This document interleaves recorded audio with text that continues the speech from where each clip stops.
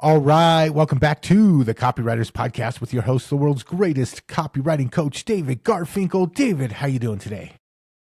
Nathan, I'm good. How are you? I'm fantastic, and I can tell that we have a special guest lined up for this week's episode, so I'm excited. We do. Let's get right into it. A lot of people struggle with email marketing.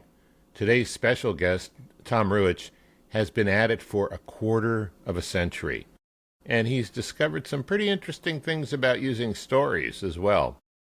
In 2001, Tom founded an email marketing business called MarketVolt. This was very early in the online business revolution. His company licensed their software to businesses worldwide and used it themselves as part of a full-service agency. Tom sold the business in 2019. In 2021, Tom launched Implementum, a marketing platform that creates strategy, done-for-you custom campaigns, and provides training. We'll talk about that, but first we're going to talk about his impressive and very useful new book, Story Power Marketing.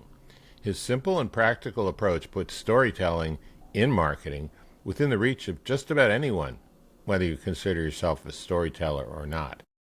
But first, that familiar reminder I know you've been waiting for. Copy is powerful. You're responsible for how you use what you hear on this podcast. Most of the time, common sense is all you need.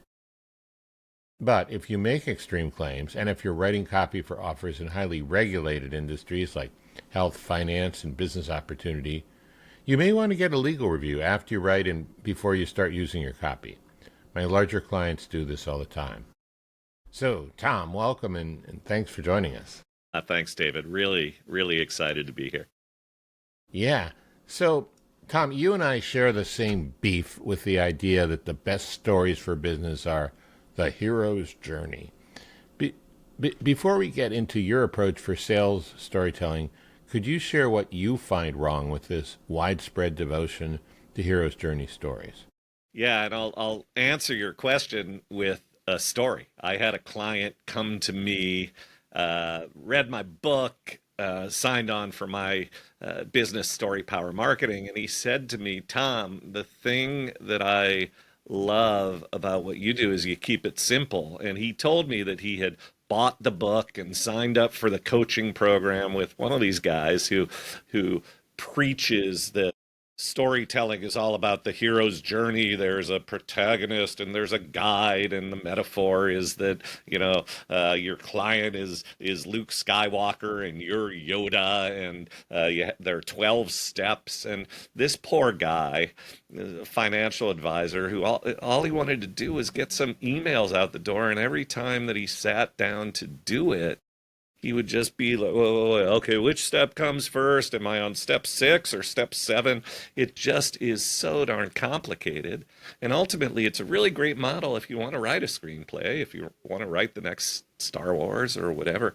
But it's not a great model if you want to simply create a good email, a good video script, a good social post that sells. And, you make this point in your book, Persuasion Story Code, that in the end, the bottom line is that the hero's journey model for creating content, it doesn't really work that well. The simple stories focused on selling are what work, and you don't have to worry about all this 12-step nonsense. I know. It's amazing. And, I think it's good to know about the hero's journey, and it's even good to know it when you're watching a movie or you're watching a Netflix series, and you can start to see, I kind of know where this is going, but I wonder how they're going to do it, and that was interesting, and that was amazing. But for what we do, we're not primarily entertainers, right? I mean, we're business people. We solve problems, and we sell stuff. Anyway, thanks for your take on it. That was really good. Let's talk about your method, your approach, Story Power. You have 3 guiding Story Power principles. Please walk us through them. Yeah. So the first is keep the focus on prospects' emotional journeys. And when we talk about journeys, we're talking really about selling. There's always a before, there's always an after. So if you focus in your content on where is the prospect now? What are they feeling? Are they suffering? What's the problem they're struggling with? And where do they want to go? What does the journey look like? You're going to be in a great position to assemble content. Second, Great. yeah, go ahead. Let me interrupt.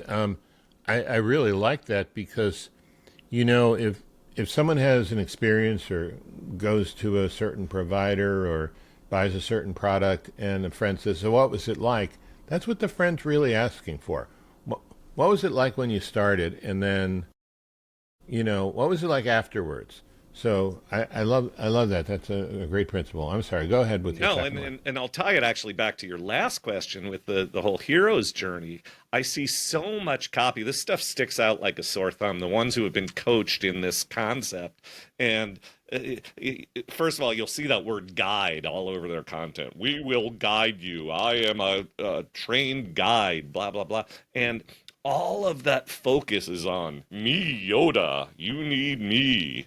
And there's so little focus on the prospect and their emotional journey, and it just misses the mark from a sales perspective. So the second principle, keep it personal and keep it human. And this fundamentally is what makes a story, right? Human beings, characters, personal. And when I say personal, it doesn't mean that you, the storyteller, have to be in it, although that is something that can work a lot. But human beings, not just concepts, not just lectures from on high about here's what you need to know about topic X. The more personal, the more human, the more story powered it is, the more you're going to connect with human beings. Absolutely. A lot of people who are in the tech space or even focused on a product that's not tech think that a story about the product without including people, and we talked about this when I was on your Mastermind Book Club a few days ago, that people are going to be interested in that. They're not there. People are interested in other people. Now, they may be interested in your technology in relation to how it affects other people, but it's ultimately about people, isn't it? Yeah, it is. It is. And we make this is why stories stick, right? Because people are interested in people. And Yes. and we remember stories. They stick with us in ways that stats and data and details don't. And it's all just our own interest in other people. And that's why human and personal stories work. Excellent. And what's your third principle? Keep it simple. We've already talked about that, and not just the hero's journey. I've seen some other so-called storytelling for business experts who have 10-step processes and 12-step processes, and there's a thing called Freytag's pyramid, which people who are playwrights are all into. You need to master Freytag's pyramid and Aristotle's dramatic framework and hero's journey. No, keep it simple. And the more simple you can keep it, you wrote a whole book about this, that very short, simple stories, they work as long as you keep your eye, excuse me, on the ball and apply the very principles that we've been discussing. Absolutely. Totally agree with you. So I love your idea about story frameworks too. Mm-hmm. And I think they make a lot of sense for copywriters and business owners. Now, I suppose that you could say the hero's journey is a framework, but if you put it on a piece of paper, it would scroll, on 4 or 5 feet. Yeah. We're again talking about keeping it simple. You have a PLAN framework. Could you walk us through that? Yeah, if you think about the emails that you love that are also effective, or even a long form sales letter or a webinar, all of them have 4 elements, sometimes repeating, but there are 4 elements in them. First is P, promise. This goes back to keep the focus on the prospect's emotional journey. Good sales copy, good content always has some promise explicitly stated or implied. You're reading this, or by reading this, you're going to go from point A to B, or this is going to happen. And it's not the, just you're going to get some feature. It's about benefits and about transformation. So promise first. Second is lesson. What is it that you need to know or do or buy or get in order to achieve said promise? So every good email and piece of content is built on those two things. Promise, and here's what you need to do to achieve said promise. Now, what gives it story power? There's an anecdote, a human and personal anecdote that acts as the vehicle to deliver the promise and the lesson. And then the fourth one, and this is one that a lot of copywriters, of course, know this well, but a lot of business owners and aspiring thought leaders, coaches, consultants, they resist this one, and it's next step. There always has to be a next step, some sort of call to action. It's not necessarily buy the product. It might just be reply to this email and I'll send you something, or reply to this email and I want feedback. Keep the movement and the momentum going. Sign up for my webinar, download this thing, buy this product, reply to this. There always has to be a next step. And I want to elaborate just a little bit on this one because there is a really, really pervasive myth out there that I have to debunk. And that is this idea that the 80-20 rule, 80% of your content should be valuable and 20% of it can be promotional. And that balance is really important. That's just total nonsense because it sets up a dynamic in your audience mind that there's the valuable content that doesn't have promotional. And then there's the promotional stuff that, okay, I'll suffer through the imposition of that because most of the time they're sending valuable stuff. No. Promise, Nathan. lesson, anecdote, next step. All four things, value and promotion together in all of the content. I just want to add real quick that mindset of 80% valuable content. What I found is that actually trains your prospects not to value you because they see you give it away and they say, well, if they think it should be free, it's probably not that valuable. It also fills your list with freebie seekers and DIYers, not buyers. Yep. Amen, Nathan. Spot on. And this idea of the next step, you are enforcing the idea with your followers that they are on a journey with you. So I was talking to a client yesterday who's running millions of dollars of ads, cold Facebook ads and Google ads and possibly others.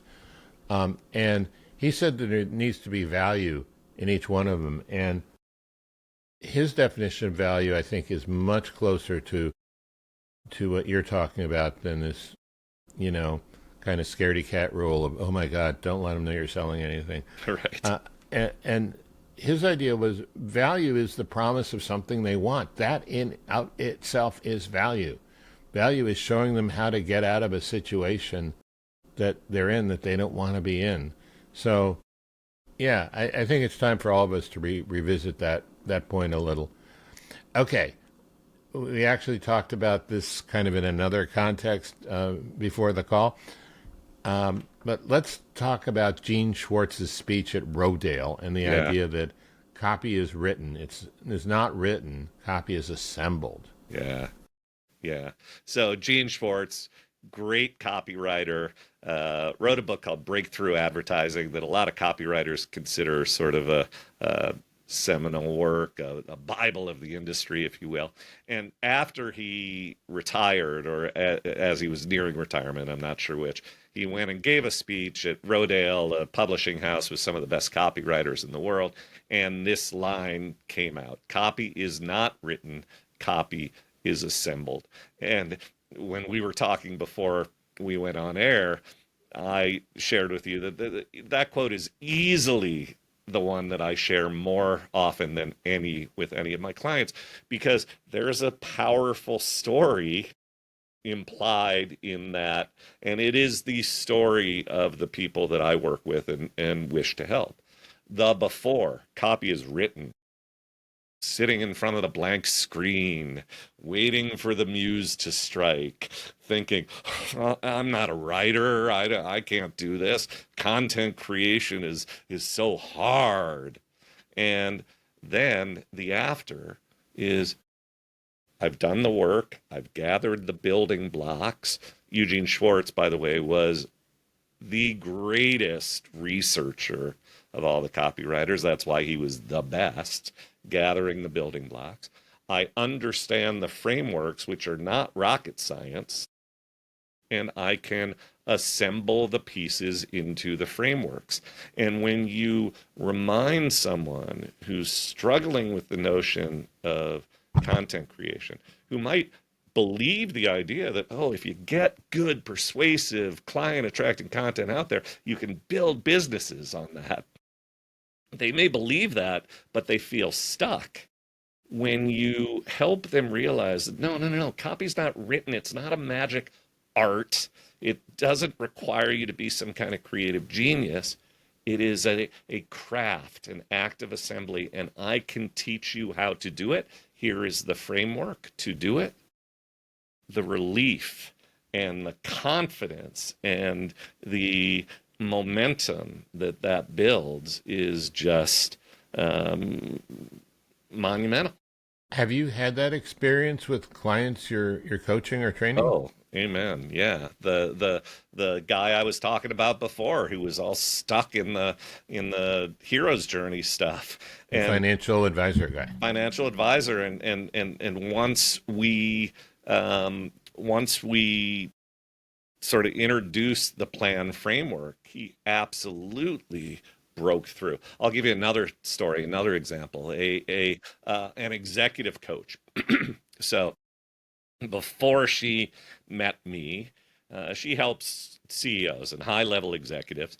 And among the things she does is she helps them organize their calendars and their life, and helps them learn to delegate, improve communication skills, and so forth. And so she had put out a blog post, 5 tips to delegate more effectively. An email also, email and blog post. Here are 5 tips to delegate more effectively. Tip number 1. Tip number 2. Now, excuse me while I yawn. Yeah, exactly. Yeah, just blah, blah, blah. We call that information only, lecture from on high, the information trap. I am an expert. I am going to share nuggets of my expertise with my audience, and they are going to fall at my feet because I share this expertise. Well, guess what? That didn't work before AI, and it works even less now when with an easy button you can spit out information-only content in a nanosecond. And there's another problem, and we've had a coach on the call who is also a psychology professor. She says that when you try and create dependency and I don't know, fealty, loyalty with your clients in that way, you get the wrong people on your list. That's right. You're better off to find people who want to be empowered, then they'll actively listen to you and put it to work, and the pie gets bigger. Yeah, exactly. I'm sorry. So please go on. But no. That's great. And so she brought me in, and we had a conversation. I said, great, delegation, I get it. I've been a business owner. I know the importance of it, but give me a story. Tell me about a business owner that you've worked with. And I'm gonna give you the story in as short a version, inspired by you and Persuasion Story Code as I can. This is the story she told me. Business owner never ever went on vacation, business owner finally, after 20 years, went away for 2 weeks, returned, everything was awesome. What did he do to make that change? He learned delegation. So she, in effect, she told me that story in a longer form. And what we ended up with was an email with the subject line, how a stressed out owner let go and got away. Now, that subject line alone is screaming to the people that she wants to reach. Here's a transformation story for you. Are you stressed out before? Would you like to let go and get away? Hell yeah, I would. All right. And then the story begins. I know a business owner who ran his company for 20 years and never took a vacation longer than a long weekend. If he ever left the office, he worried that all hell would break loose, that people would call him and say, "Boss, help, what do I do now?" He always was stressed out. He never was able to get away. Sound familiar? Well, this business owner finally was able to get away. Last year, he took a 2-week vacation. He had the time of his life. When he returned, the company was humming. His employee morale was up. What had changed? Okay, let me stop you right there, because what I'd like to point out is I haven't heard the word delegation once in that story. Amen. Yeah. And yet, right? Yeah. And yet it's a much better way of selling how she can help them learn to delegate than going 5 secrets of delegation from your executive coach, super guru, right? Exactly. And so what she's done, story power principle number 1, put the focus on the prospect's emotional journey, used an anecdote to deliver a really powerful promise, and then she transitions from, so by the way, plan, P-L-A-N, that doesn't mean that you start with the promise, then give the lesson, and then say, let me tell you a story to demonstrate this. The story is delivering first the promise, and then she says, what changed? And she says, he learned to delegate. Here are 5 tips to delegate more effectively. And she shared the exact same tips that were in the boring blah, blah, blah, information only, put David to sleep email. But now people are halfway through the email. They're on the edge of their seat. They're already sold. Mm-hmm. They bought the promise, or else they wouldn't still be reading. And once they get through the 5 tips, there's a next step, call to action. If you would like to learn how to implement these tips and to delegate effectively so you can relieve stress, break free, and get away, schedule a free complimentary consultation, so on and so forth. That is a perfect example of promise, lesson. The lesson is learn to delegate. Here are 5 tips. Anecdote to deliver it. Next step. And once she understood, these human stories, getting content out the door, attracting clients, it became a completely different ballgame. Yeah, that's such a great example. Thanks. So let's talk about the 3 E's. In your book, you talk about the 3 E's. What are they? Yeah, and this goes to, well, how do you figure out the promise? How do you understand what is this journey my prospects are on? And there are 3 E's that help you think about it. Number 1 is that you have to empathize. You have to put the focus on the prospect and empathize. Understand where they are. Understand what they're feeling. I used the word problem earlier. Understand their problems. Here's another myth I want to debunk. A lot of people will say, "Well, I don't want to focus on prospects' problems. That's fear mongering, and I don't want to be a fear monger." No. When a prospect has a problem, and you meet them where they are, and you articulate that problem with understanding and empathy, you connect with them. Their response is, "Oh, you get me. You know what I'm feeling." And that is a critical first step in understanding the journey. But it's not all about what some people teach in sales, just put the knife in, turn it until they're bleeding and they're so desperate that they just have to hire you. No, you meet them where they are, but then the second E is you have to help them envision where they want to go. They may know, they may not. So helping them paint that picture of what is the after that goes with their before is a really critical thing. And understanding that idea that they may tell you what they think the after is. It may not be actually what the market truly needs and understands and desires. And that gets into some advanced marketing and market research things that we won't dive into today. But envisioning. Then the third thing is enable. You're not going to sell unless you're able to paint the picture that I have the bridge from before to after. I can enable the journey. And that's where the L in plan comes in. Okay, the promise is you empathize, met them where they are, you've envisioned, told them where they can go. And now the lesson is here's how we're going to enable that journey. And so understanding those three things is really critical to build plan-based content. That's really great. In the time that we have left, could you tell us a little more about your book and anything else you're involved in that our listeners would be interested in? Sure. Thank you for that. So the book is called Story Power Marketing, Proven Methods to Create Client Attracting, Profit Generating Content. Put it right in front of your face. Yeah. There it is. There you go. Thank you. Okay, good. Yeah. Story Power Marketing. Yes. Story Power Marketing. I practice what I preach. I open the book with a story, and I tell, lots of stories in the book, all for the purpose of helping you understand the plan framework. I unpack the whole thing. I create examples. I share resources, and I also give the thing away. If you want a PDF copy of the book, you can go. Is this okay, David, to share? Yeah, absolutely. Yeah.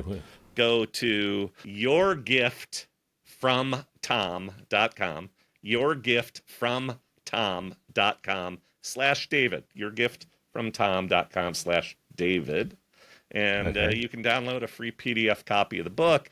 And then at that point, you'll get some emails from me. I send story-powered emails that practice what I preach and would love to have you, to quote our mutual friend, Brian Kurtz, in my online family. Brian is the guy who first introduced me to the idea, and it's an important marketing idea, that the people on your list are not just names and emails. You're building a family, you're building a relationship, and that's certainly how I view the people who read my book or who sign up for my list. So your free gift from tom.com/David, and that's the book. You also mentioned, David, Implementum.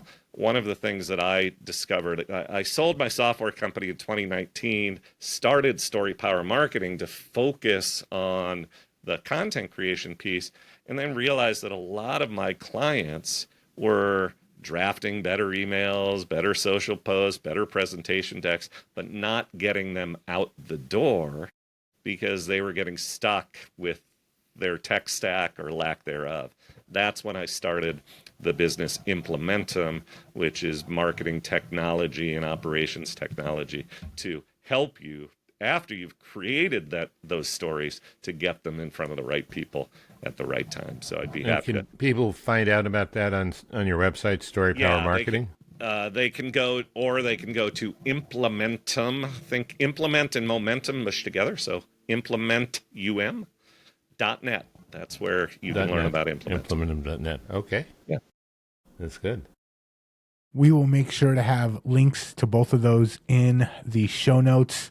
I just want to close with something that we didn't really cover today, which is the importance of story. The reason why story works so well is, especially in sales, our prospects, our potential buyers are so used to and bombarded with marketing messages. And as soon as they sense it's a marketing message, their red flags go up, their defenses go up, and stories have the opposite effect. Stories pull those defenses down. They lead to where you are in the driver's seat. You've got the steering wheel. You get to choose where they go. And it's just one of those things that not enough marketers, not enough copywriters understand and implement well enough. So I really appreciate you coming on and sharing all of this today. Yeah, thank you, Nathan. That was a really important point, and I loved when David chimed in when I was telling the story about the executive coach and the business owner, and yeah, halfway through I hadn't even mentioned the delegation or it was a story, and the people reading that don't even realize that they've been sold because the story has effectively drawn them in. So thank you for Awesome. emphasizing that. Yeah. Tom, thank you so much for coming on. And if you enjoyed this episode, if you want links to Tom's website, head on over to copywriterspodcast.com. We'll have links in the show notes. And until next time, we will catch you later. Catch you later.